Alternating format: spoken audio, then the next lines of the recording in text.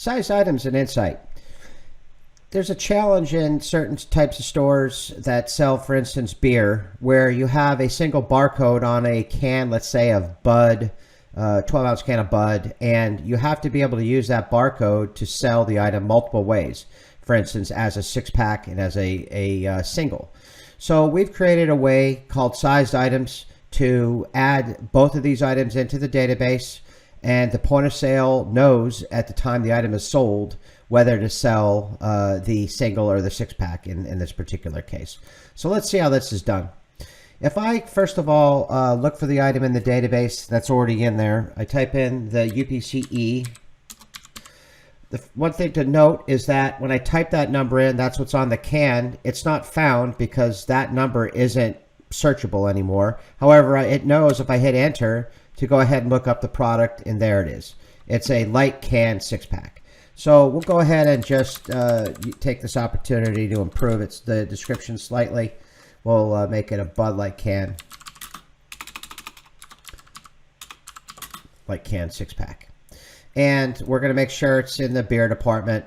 And in this case, we're going to call it the six-pack. Six-pack. And we'll go down and set the brand to Bud Light, for instance. And our price, $5. So now we've established that this product is actually in the database. Consumer units, as we've seen before, is 4 in this case, or rather 6, because there's 6 of the cans in there, but there's 4 six-packs in a case. So we make it a 4.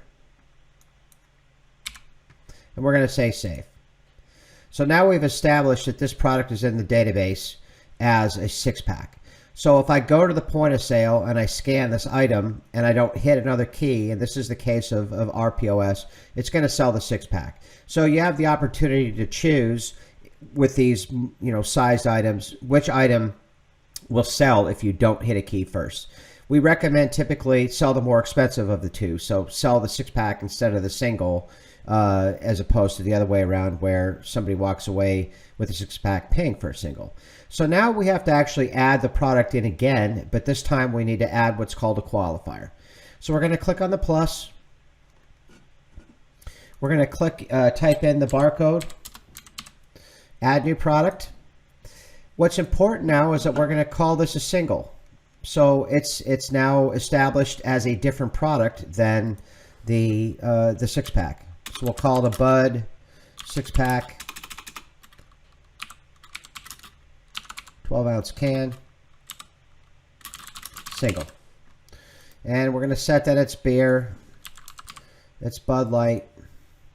The size we're going to call single. We'll actually pick that off the list because it's in there. In this case, our consumer units would be a 1, but our quantity in case is really a 24 because we get 24, or if they're bought as 30-pack loose cans, then we could put in a 30.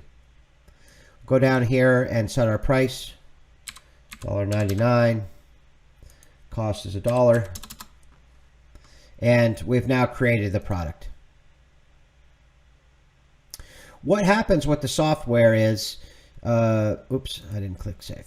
So now that we've saved it, this is how the products look in the database. So the native product, or the one that isn't sized, so to speak, shows up with the barcode as it is. The single, because we chose single, actually has a 1 on the end. So really now we have 2 products in the database. We're going to be able to track inventory and most importantly sales and movement of sales on both of these. But essentially they are in the system as 2 products, and you've now managed to successfully add a product as a sized item.